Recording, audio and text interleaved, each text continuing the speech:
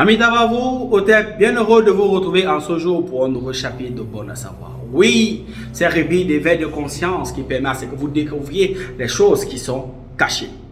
Aujourd'hui, on parlera de l'autopsie mystique. Vous savez, en Europe, quand quelqu'un meurt souvent et qu'on n'arrive pas à élucider le meurtre, généralement, on fait appel à un médecin légiste afin qu'il pose un diagnostic qu'on appelle autopsie, afin de déterminer les causes réelles de la mort du sujet, donc de cet individu qui est mort par son âme. En Afrique aussi, on a aussi ces gens-là qui sont spécialisés dans les traditions africaines. Quand quelqu'un meurt ou quand quelqu'un jeune ou un jeune ou une jeune fille meurt d'une manière bizarre, quand sa mort indigne, on va dire comme ça la société, indigne le canton ou encore le regroupement ou encore la localité ou encore le village, on pose des questions, on dit qu'est-ce qui s'est passé? Pourquoi est-il mort tôt? Pourquoi? Qu'est-ce qui s'est passé en fait? Alors on pose des investigations. Généralement, ce type de rituel se fait par le consentement du chef de famille. Oui, le chef de famille qui est ici, soit le parent vivant, soit l'aîné de famille, soit on appelle ça en France, ils appellent ça quand quelqu'un il laisse les biens là, on appelle ça quoi là? Pourquoi j'ai vu ça? Bon Dieu, le successeur, voilà. Quand le successeur, celui qui a reçu le mandat du feu père ou du grand-père, qui est considéré comme le chef de famille, le successeur, a le droit de demander l'autopsie. Dans certains cas, la veuve a le droit, dans les traditions bantou africaines, généralement, a le droit, même si le peuple, de demander l'autopsie. Mais là, ça dépend. Maintenant, pour que cette autopsie doit être faite, il faudrait déjà, dès qu'il y a accord des deux familles, si c'est un monsieur qui est mort, qui avait sa famille et la famille de la femme, on demande dans cette autopsie-là. Cette spécialiste vient donc à une certaine heure spécifique. Généralement, on le fait derrière la maison. Pourquoi? Parce que l'âme du défunt dans les traditions africaines rôde pendant des jours, pas à l'hôpital où il est couché, pas à la mort, mais rôde autour de la maison. Si jamais c'est derrière la maison avant qu'on ne lui enterre. Alors, les Africains, sachant ça maintenant, qu'est-ce qu'ils font? On fait une petite case derrière la maison, parfois une case fortuite en paille. C'est là-bas qu'on va prendre maintenant les vêtements qui appartenaient au défunt. Certaines choses qu'il a portées quelques jours avant sa mort, parfois même, certains vont plus loin, ils vont prendre les témoins à la mort, c'est-à-dire on négocie avec le croque mort, on prend des témoins vivants, on interroge, généralement à l'aide d'un canari, à l'intérieur, généralement il peut avoir un miroir, il peut avoir de l'eau qui vient de quelque part, qui est prise dans un endroit spécifique, dans un fleuve ou dans la mer.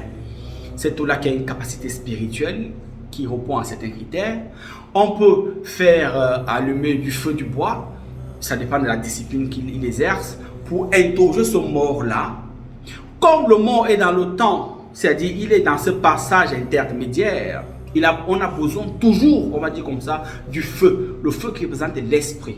Alors on allume les bougies pour certains, d'autres allument le vrai feu de bois.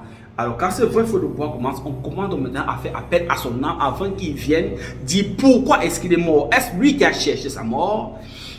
A-t-il été tué par ses amis, par sa femme, parfois pour l'héritage, ou parfois le mari pour l'héritage, ou c'est une affaire, on va dire, de sexe, parfois.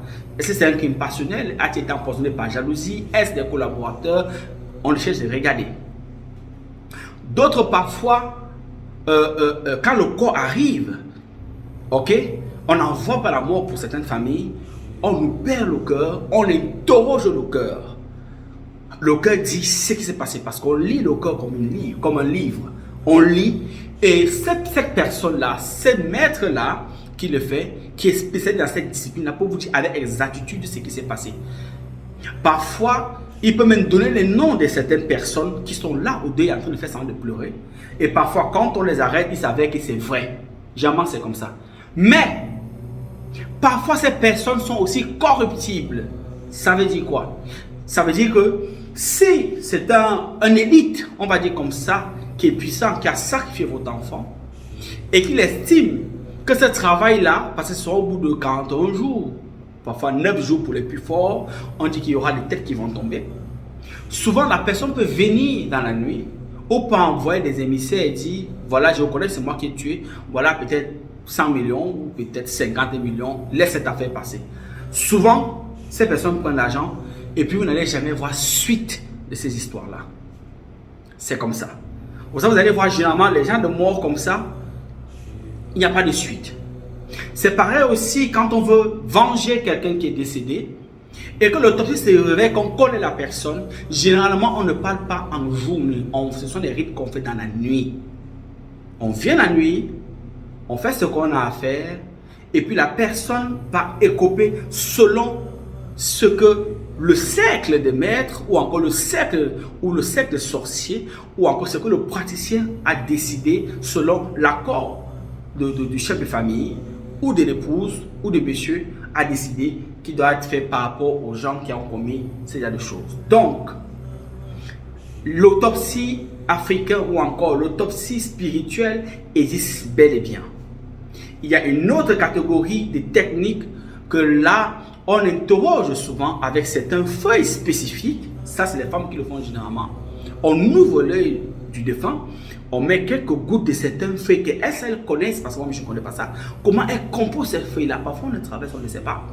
Alors, les yeux de la personne là, on voit le miroir, on regarde, on dit, et on revoit ça comme un film.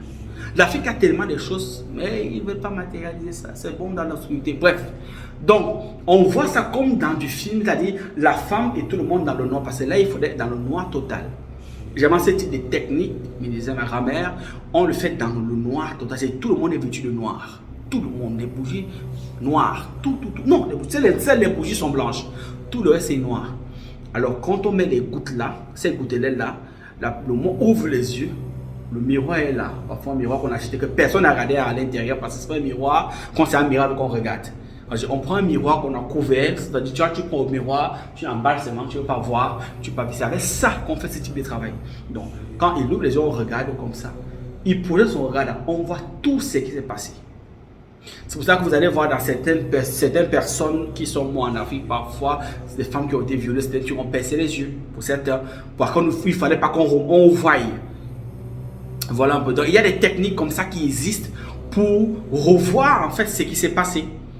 Voilà. Donc, pour finir, l'autopsie spirituelle est bel et bien réelle.